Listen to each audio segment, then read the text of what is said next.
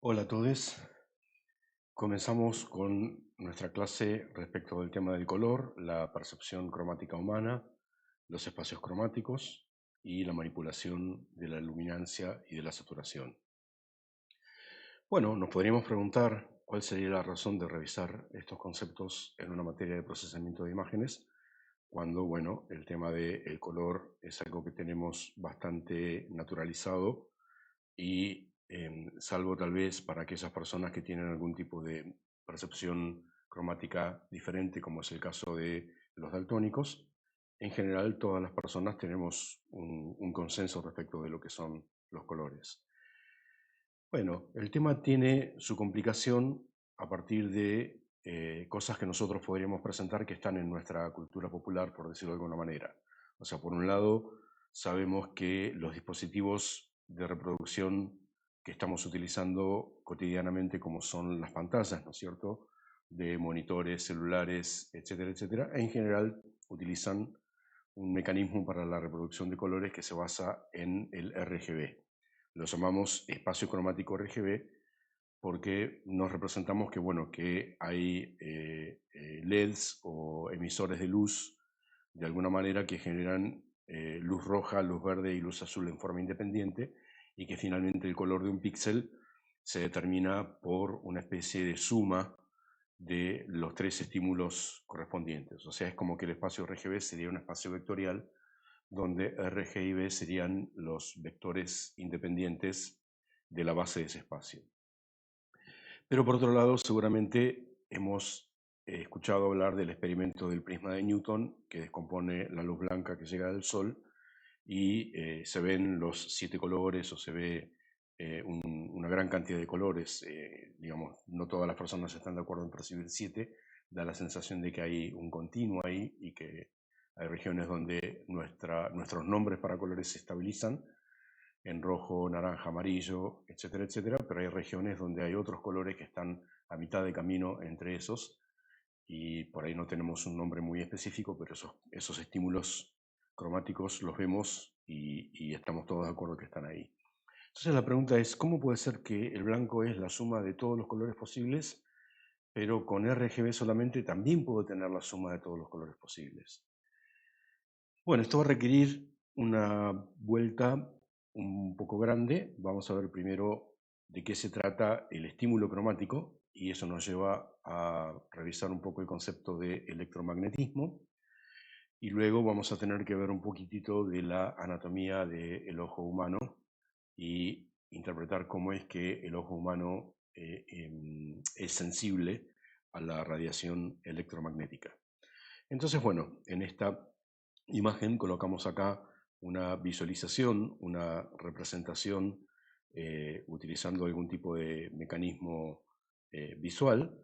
Básicamente en esta visualización estamos tratando de representar el color con el cual se vería una radiación electromagnética monocromática, o sea, una luz que contenga solamente una determinada longitud de onda, dentro del rango de la luz visible, que es un intervalo pequeñísimo dentro de todo el intervalo del electromagnetismo, que va desde las ondas de radio, televisión, microondas, calor, radiación infrarroja, y en el otro extremo la radiación ultravioleta, los rayos X, los rayos gamma, los rayos cósmicos y demás.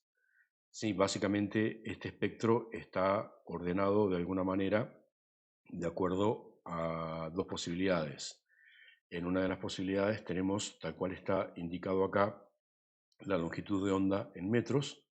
Entonces tenemos radiación en el orden de los metros para la radio, para la radiodifusión, lo que se llama onda larga y onda corta, radiación en el orden del metro para la televisión, en el orden de los centímetros para frecuencia modulada, milímetros, micras para las microondas, y ya entramos en lo que llamamos nanómetros. Esa va a ser nuestra escala favorita en la radiación visible. Podemos decir que la radiación visible va desde aproximadamente 350 nanómetros en el extremo violeta a aproximadamente 700 nanómetros en el extremo rojo del espectro de radiación visible. Luego, tamaños más pequeños nos llevan a ultravioleta, rayos X, gamma, cósmicos, etc. La otra posibilidad es medir a la radiación en términos de frecuencia. La frecuencia y la longitud de onda multiplicadas nos dan la velocidad de propagación, que es la velocidad de la luz, que sabemos es una magnitud muy alta, es casi 300.000 kilómetros por segundo. Por lo tanto, una onda que tenga una oscilación por segundo va a tener una longitud de 300.000 kilómetros, sería muy, muy grande de acá a la Luna. Entonces, básicamente, haciendo la cuentita, podemos entender, por ejemplo, las frecuencias de determinadas radiaciones. Por ejemplo, en el caso de FM, que están aproximadamente en 300 MHz, esos son 300 millones de hertz. Bueno, entonces, si nosotros dividimos eso por 300 millones de metros, que serían los 300.000 kilómetros, nos daría que la longitud de onda sería de 1 metro. Más o menos esa es la cuentita. Cuando la longitud de onda es de 1 centímetro, hemos dividido la longitud por 1000, por 100, tenemos que multiplicar la frecuencia por 100. Entonces, en el orden de el centímetro aproximadamente, estamos hablando de radiaciones de 3 terahertz. Bueno, obviamente para longitudes de onda tan pequeñas como la de la radiación visible, las frecuencias son tan altas, tiene una cantidad de ceros tan grande que se hace poco práctico. Por eso es que en general de la zona de las microondas a menores frecuencias o mayores distancias se suele hablar de metros o centímetros, y de ahí para el otro lado se suele hablar directamente de la longitud de onda. Yo les dejo aquí un link a un artículo en Wikipedia para que los interesados puedan darle una mirada un poco más profunda. Luego hay otro aspecto que es muy importante, que es, bueno, supongamos que visualizamos ahora dentro de la zona del rojo y del violeta, ¿sí? Y los colores intermedios para los cuales los humanos tenemos percepción. Básicamente lo interesante es que estos fotones que tienen longitudes de onda relativamente pequeña o grande, dependiendo de cómo lo veamos, son aquellos que tienen la capacidad de tener una interacción, por decirlo de alguna manera, con la química de la sustancia.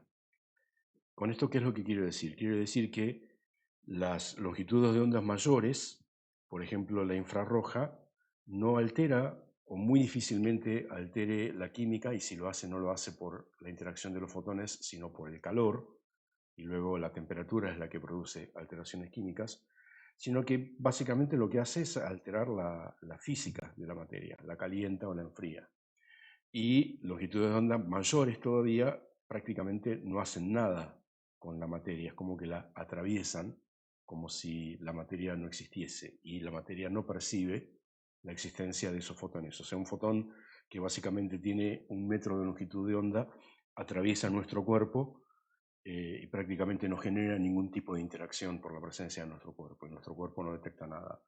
Ahora, si el fotón tiene aproximadamente una longitud de onda parecida a la de algunos tejidos físicos, entonces vibra por efecto electromecánico, por decirlo de alguna manera, con esos fotones, y levanta su temperatura. Ese es el mecanismo por el cual funcionan, entre otras cosas, los hornos a microondas. Y si la radiación tiene una longitud de onda un poco menor, entonces además se puede propagar una determinada distancia en el espacio antes de atenuarse, y puede producir un calentamiento a cierta distancia, que es lo que ocurre con los infrarrojos. Sí, gracias a eso, entre otras cosas, funcionan las estufas de cuarzo o esas que tenemos por ahí. Ahora, cuando llegamos a la longitud de onda de la radiación visible, ya la cantidad de radiación que tenemos que darle a un objeto para calentarlo es muchísimo mayor, y es probable que una dosis tan alta de radiación genere cambios en los tejidos biológicos. ¿Por qué? Porque la longitud de onda de estos fotones se ha vuelto demasiado pequeña y tiene la capacidad de interactuar electromagnéticamente con las moléculas, ¿sí? Una molécula probablemente muy pequeña como el agua, el alcohol o los hidrocarburos es demasiado pequeña para ser tenida en cuenta por un fotón visible y por eso esas sustancias son incoloras, pero una molécula un poco más grande, como puede ser una molécula que tenga algunos cientos de átomos o miles de átomos, ya sí tiene un tamaño lo suficientemente grande como para de alguna manera doblarse, plegarse o alterarse de alguna manera absorbiendo parte de la energía del fotón.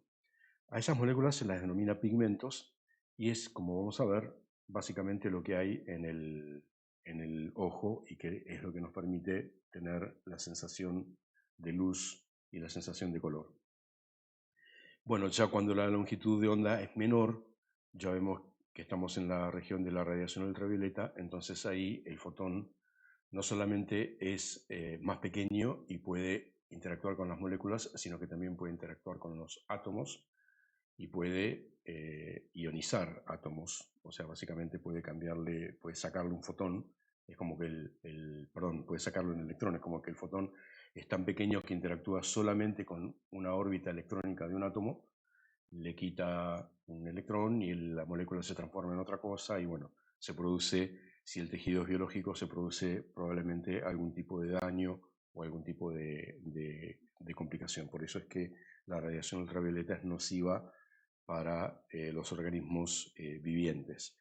También en esto hay otro factor que lo menciono nada más, pero no nos importa por el momento, que es la energía intrínseca de un fotón es directamente proporcional a su frecuencia, ¿sí? Es la frecuencia multiplicada por una constante, la constante de Broglie.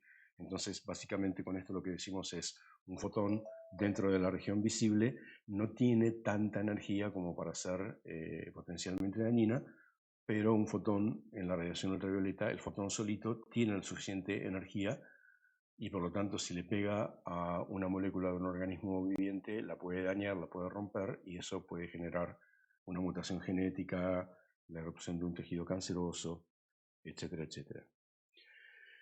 Bueno, lo importante es, como se trata de una distribución, en el sentido de que la energía luminosa puede tener una diferente cantidad de longitudes de onda, básicamente el estímulo que nosotros percibimos, lo que nosotros vemos cuando enfocamos nuestra vista y nos concentramos en un punto, es una distribución espectral o un espectro. ¿Sí? Básicamente, para aquellos que no conozcan la palabra o no estén familiarizadas, yo les puse aquí una captura de pantalla de un cliente de música mientras está reproduciendo música, como puede ser el Winamp, el Amarok o cualquiera de esos. Nosotros estamos acostumbrados a ver esto y a darle una interpretación relativamente intuitiva y clara, y es estos bastoncitos que suben y bajan están representando la proporción de la energía que tiene un segundo de música o un pequeño intervalo de música a cada una de las frecuencias que están interviniendo en lo que estoy escuchando. En esta región está el bombo, el bajo eléctrico, instrumentos que tienen frecuencias bajas. En esta región están los solistas, la voz humana, el saxofón, la guitarra eléctrica. En esta zona vemos los armónicos, o sea, la energía acústica que necesita un instrumento musical para poder ser distinguido como tal y no confundirse con otro, para darnos cuenta que se trata de una voz humana o de una guitarra o de un saxo, y también algunos instrumentos de percusión, los platillos, etcétera, etcétera. Esa es la distribución espectral de la música. También les dejo aquí un link a un artículo de Wikipedia que menciona de qué se trata un espectro de frecuencias. En el caso de las frecuencias luminosas, nosotros también tenemos distribuciones espectrales. Esta es una imagen, es un gráfico que representa varios tipos de tomate y cómo son sus radiaciones espectrales tomadas a diferentes longitudes de onda. Esto requiere una tecnología mucho más compleja que la que se utiliza para audio, precisamente por las frecuencias tan altas con las que trabaja el ojo humano, pero básicamente desde los 400 hasta los 2300 nanómetros es posible medir. Estos son instrumentos que se llaman NIR, por Near Infrared, o sea, infrarrojo cercano, Y básicamente uno con este tipo de instrumentos puede determinar cosas que son interesantes desde el punto de vista de la agricultura. La mayor parte, para dar un ejemplo, la mayor parte de los satélites de uso civil con los cuales se cuenta, como puede ser el Landsat o el Sentinel-2 o el MODIS, tienen captaciones mucho más densas en la zona del infrarrojo cercano que en la zona del visible. Está bien que el ser humano mira y en base a eso se da cuenta si el cultivo está sano o le pasa algo, pero básicamente lo vemos verde y lo sano o lo vemos amarillento y algo le pasa. Ahora, con la información que está en el infrarrojo cercano, es posible hacer determinaciones mucho más precisas. ¿Sí? Está bien, o le falta agua, tiene estrés hídrico, o le faltan minerales, o tiene alguna plaga. Se pueden hacer determinaciones mucho más precisas con ese color generalizado. Bueno, entonces básicamente el concepto es nuestra captación de la luz es la captación de un espectro de energía electromagnética. Es una distribución donde el estímulo cromático tiene una determinada cantidad de energía a diferentes longitudes de onda en la zona entre los 380 y los 700 nanómetros, una partecita de este gráfico. Esto sería la región en la cual nosotros vemos diferentes tomates. Es interesante ver cómo coinciden los espectros de diferentes tomates en la zona visible, pero son muy diferentes en la zona del infrarrojo cercano. Eso básicamente quiere decir, a los humanos todos los tomates maduros nos parecen rojos, pero en el infrarrojo pueden tener cualidades cromáticas diferentes. Bueno, entonces llegamos a la conclusión de que el color de un objeto, lo que nosotros llamamos color en forma amplia, en forma laxa, depende de la luz que lo ilumina y de cómo ese objeto la refleja. Y si se trata de un espectro, se trata de una representación matemática que tiene una variable independiente que es continua, por lo tanto tiene infinitos valores. Cada uno de esos valores representa una longitud de onda, o sea, representa un color puro dentro de ese espectro que habíamos visto aquí al principio. Y bueno, si son infinitos, ¿por qué los puedo representar solamente con 3? ¿Por qué con el RGB me alcanza para ver los, entre comillas, infinitos colores? Bueno, esto termina con la presentación física del color. El color es una radiación, es algo que deriva de una radiación electromagnética y el estímulo que yo mido es una distribución espectral. Es una función que a diferentes longitudes de onda me va diciendo la energía que tiene, la cantidad de fotones radiados por unidad de área y por unidad de tiempo. Ahora tenemos que pasar a la segunda parte de esta problemática, que es cómo es el ojo humano.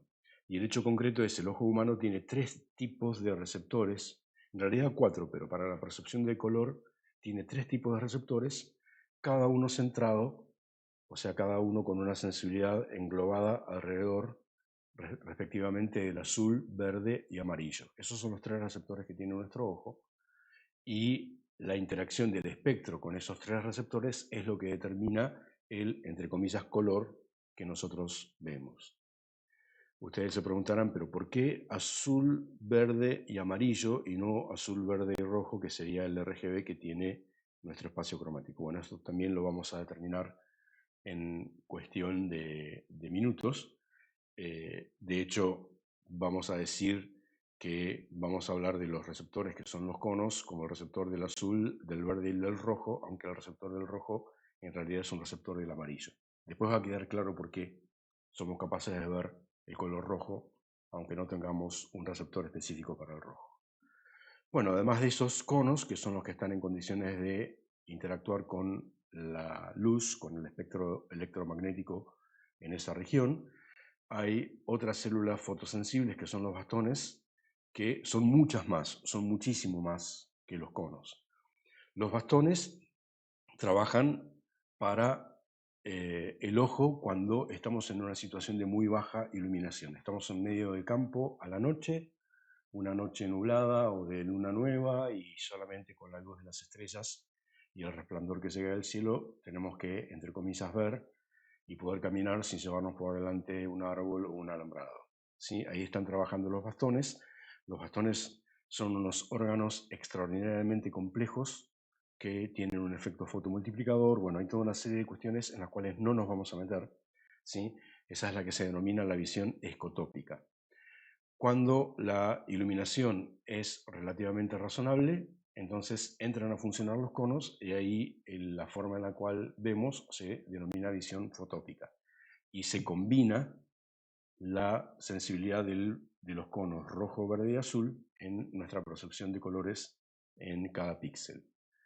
Bueno, nuevamente les dejo un link a un artículo de Wikipedia. ¿Sí? Acá básicamente ven un esquema del ojo y un trocito muy pequeño de retina y se ve cómo la retina funciona. Fíjense que hay un aspecto que es realmente muy notable y es los conos y los bastones están apuntando hacia la parte de atrás del ojo, apuntan hacia la pared posterior. Eso es medio raro. No todos los, digamos, esto es así en todos los mamíferos, pero en las aves, por ejemplo, es diferente. Y eso hace que, bueno, que las aves tengan capacidades visuales muy diferentes a los mamíferos y en los insectos también es diferente. Es una cosa rara, sí, a mí no deja de llamarme la atención. Bueno, esos conos o bastones están en contacto con la parte posterior de la retina con una membrana que se llama membrana pigmentada, porque esa membrana tiene precisamente las moléculas de las cuales hablábamos hoy que tienen susceptibilidad a la luz en determinadas longitudes de onda. Entonces los fotones penetran por la entrada del ojo, pasan a través del cristalino, recorren el humor vítreo y llegan a la retina y tienen que atravesar el tejido de la retina, que tiene varias capas de redes neuronales, hasta darle a la membrana pigmentada, y la membrana pigmentada es la que tiene el pigmento que se pliega o despliega y que excita a los conos o a los bastones. Ustedes van a ver que, bueno, hay algunas capitas de redes neuronales conectadas con los conos y los bastones. Son básicamente 4 capas. La última tiene unas células especiales que se llaman ganglionares, que cada una tiene un axón larguísimo, muy largo, de varios centímetros de longitud. Todos esos axones van por el exterior de la retina, van por la parte de afuera de la retina, se juntan en un haz, como si fuese un gran cable, y ese cable atraviesa a la retina y la penetra hacia atrás, en el lugar que se llama el punto ciego, que seguramente alguno de ustedes haya hecho alguna vez el experimento de dibujar una cruz y un círculo en un papel y empezar a mover mirando a la cruz, acercando el papel, y hay un momento donde el círculo desaparece. ¿Eso por qué? Porque justo el círculo, si el círculo es pequeño, ¿no es cierto?, se posiciona en el lugar donde está el punto ciego, donde todos esos haces de las células ganglionares atraviesan la retina y la pinchan hacia atrás. Entonces, en ese lugar no hay fotones que puedan atravesar y llegar hasta la retina porque es muy denso el tejido nervioso. Ese es lo que se conoce como punto ciego. Bueno, ese haz nervioso atraviesa nuestra cabeza hacia atrás, se cruza, forma, si lo viéramos con un plano, digamos, que cortara nuestra cabeza, que la rebanara de esta manera, forman como una especie de X, o sea, la del ojo derecho se transmite hacia la parte posterior izquierda del cerebro y la del ojo izquierdo hacia la parte posterior del cerebro derecho, del hemisferio derecho, se cruzan en un punto, ese punto se denomina quiasma óptico, es una región que está casi en el centro anatómico de la cabeza. Si la cabeza fuese una esfera, el quiasma óptico estaría más o menos en el centro, y en ese punto hay funciones nerviosas muy importantes donde ambos ojos se ponen de acuerdo en cosas que ven antes de transmitírselas al cerebro, cosas relacionadas con la visión tridimensional, cosas relacionadas con el seguimiento de movimientos. Es un tema de una complejidad y una riqueza extraordinarias. Obviamente no le podemos dar la importancia que tiene porque, bueno, no es exactamente a lo que vamos en esta parte de la materia y no es la razón por la cual nos interesa el tema del color. Estamos enfocados en los receptores rojo, verde y azul, y estas serían muy aproximadamente y muy esquemáticamente las curvas de sensibilidad de los conos y de los bastones. Entonces vemos que los conos del azul perciben intensidad luminosa más o menos en esta región del espectro, las del verde más o menos en esta región del espectro. Ustedes tienen acá los picos, ¿no es cierto? 445 nanómetros, 535 nanómetros, y la de los conos, entre comillas, rojo, el centro está en 575 nanómetros, que es un amarillo posta, ese súper amarillo, ¿sí? No se parece en nada al rojo, una radiación de 575. ¿Sí? Ahora vamos a ver por qué vemos rojo aunque no tenemos un sensor para el rojo. ¿Sí? También podemos pensar que azul es longitud de onda larga, corta, verde es longitud de onda media y rojo es longitud de onda larga. Bueno, y los bastones están en una región intermedia, digamos, entre el azul y el verde. Es una región que por alguna razón nuestra evolución como especie biológica eligió como más adecuada para la percepción de la luz en condiciones de muy baja intensidad, ¿sí? Ese es el color que tienen los objetos oscuros, ¿sí? La cultura popular lo sabe, nos dice de noche todos los gatos son pardos, bueno, básicamente porque no tenemos percepción cromática en condiciones de muy baja luz. Estas curvas representan una cosa que es interesantísima y es paradoja, es una gran paradoja, y es cierto, nosotros tenemos estas sensibilidades que están puestas acá, pero básicamente hay un fenómeno por el cual cada uno de los conos tiene como una especie de percepción negativa en algunas longitudes de onda. ¿Esto qué quiere decir? Quiere decir que el sensor del, entre comillas, rojo en alguna región, en la región del verde azulado, envía un estímulo inhibidor en vez de enviar un estímulo excitador.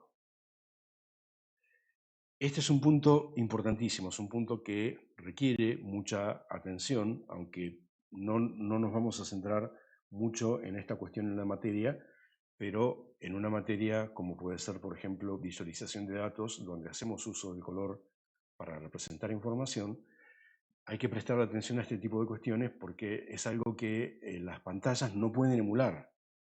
Las pantallas solamente pueden mandar iluminación positiva, no pueden mandar iluminación negativa porque no existe ningún fenómeno físico que arranque fotones de nuestra retina y los lleve hacia el monitor. No hay forma en la cual nosotros podríamos representar esa cuestión.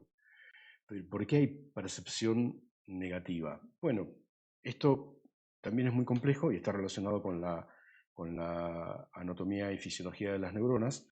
Básicamente lo que ocurre es cuando uno está generando un estímulo nervioso, cuando uno está excitando un camino neuronal de alguna manera en forma continua y durante un periodo relativamente largo, entonces, por una cuestión de eficiencia anatómica, pero también informacional, todas las células y sobre todo las membranas entre las células que están involucradas en ese camino de transmisión de información empiezan a adaptarse a ese estímulo constante de manera tal de que sea cada vez necesaria menos energía para sostenerlo. Eso es lo que se denomina un potencial evocado.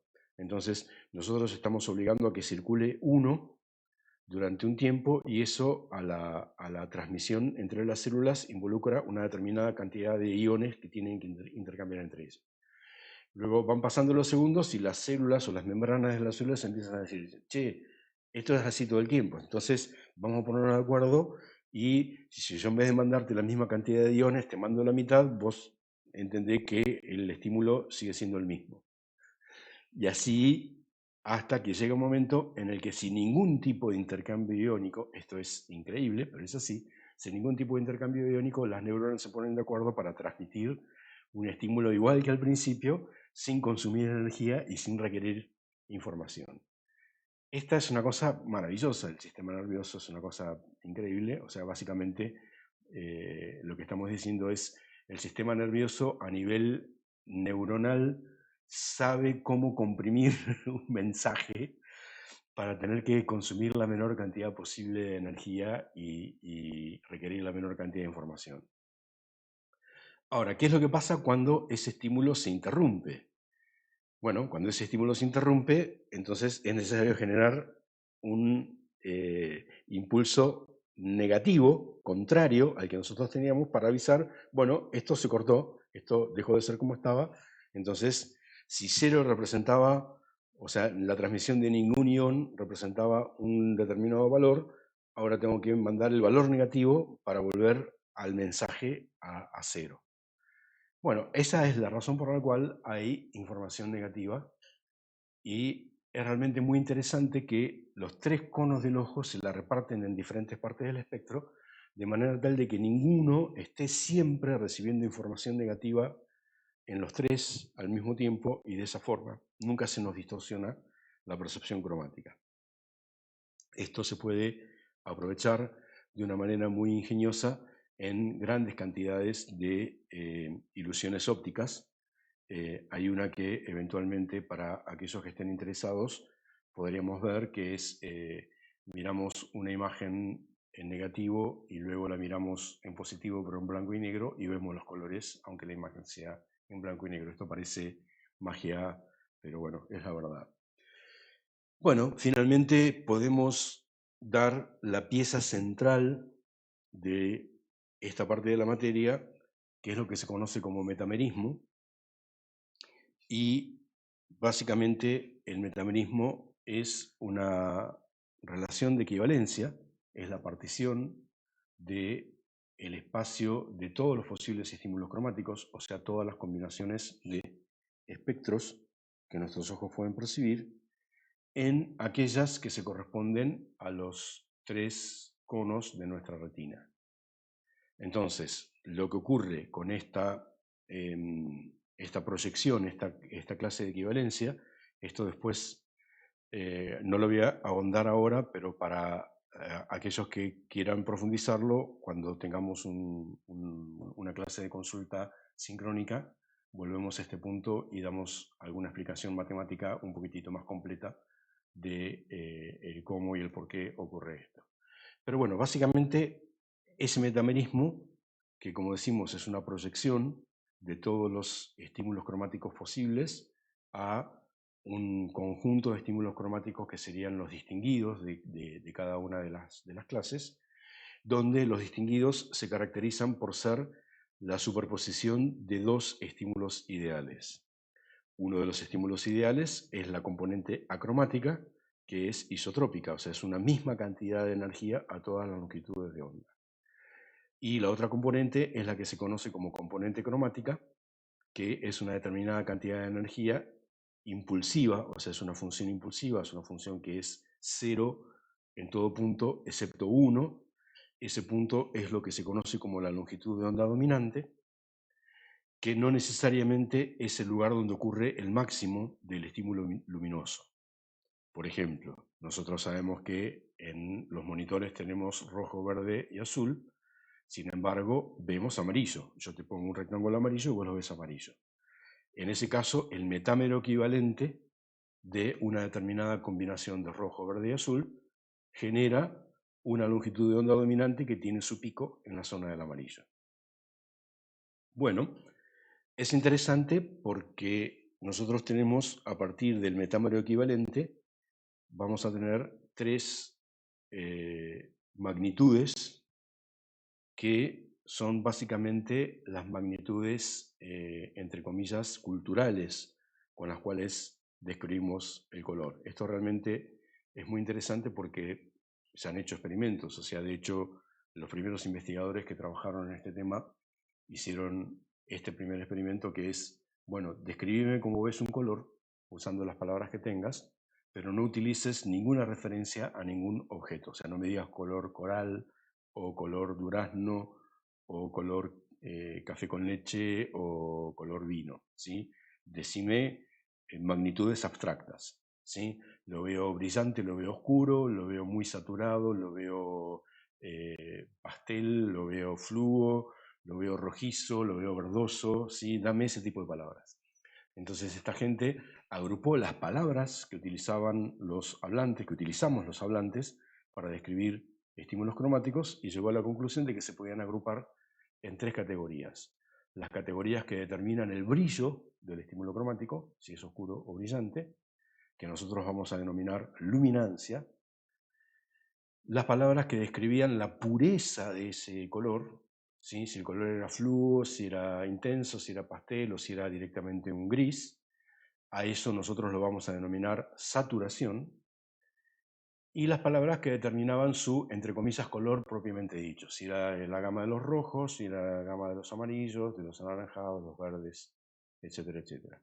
A eso nosotros lo vamos a denominar crominancia. Entonces, básicamente, crominancia, luminancia y saturación se pueden sacar fácilmente de este gráfico, ¿sí? La luminancia es la sumatoria, por decirlo de alguna manera, o la combinación ponderada de la energía de la componente acromática más la energía de la componente cromática. Si ambas son bajas, la luminancia es baja. Si ambas son altas, la luminancia es alta. Si solamente una es alta y la otra es baja, la luminancia es más o menos alta. La crominancia sale obviamente de la longitud de onda dominante. O sea, si la longitud de onda dominante está en la zona del azul, el objeto se percibe azulado. Si está en la zona de los verdes, se percibe verdoso. Si está en la zona de los rojos, se percibe rojizo.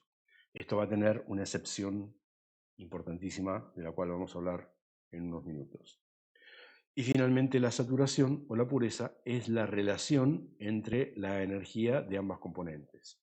Si la componente cromática es mucho más grande que la componente acromática, la saturación es alta, el color se percibe como más puro. Si ambas son muy parecidas, la saturación es muy baja y el color se percibe como apenas lavadito, ¿sí? Es un color muy lavado. Bueno, esto, decíamos, está en relación con con el hecho de que nuestros conos pueden percibir energía negativa. En realidad no perciben energía negativa, sino que generan un estímulo negativo, mientras que nosotros eso no lo podemos reproducir. ¿Eso qué quiere decir? Quiere decir, entre otras cosas, que con el RGB no vamos a estar en condiciones nunca de poder reproducir todos los colores con toda la pureza que está establecida en nuestra capacidad perceptual. Si me permiten, voy para atrás unas cuantas transparencias y volvemos a esta que tenemos acá cuando yo les decía, esta es una visualización. Aproximadamente así se perciben los colores cuando uno tiene la capacidad de generar una radiación monocromática. Si yo estuviese en un laboratorio futurista donde tuviésemos una tecnología que nos permitiese hacer la generación de luz a una longitud de onda única, moviendo una perilla o un control de un oscilador, al hacer un barrido del mínimo al máximo, veríamos colores parecidos a estos que están acá. Ahora bien, lo que realmente ocurre es, por ejemplo, en la zona del amarillo, que no tenemos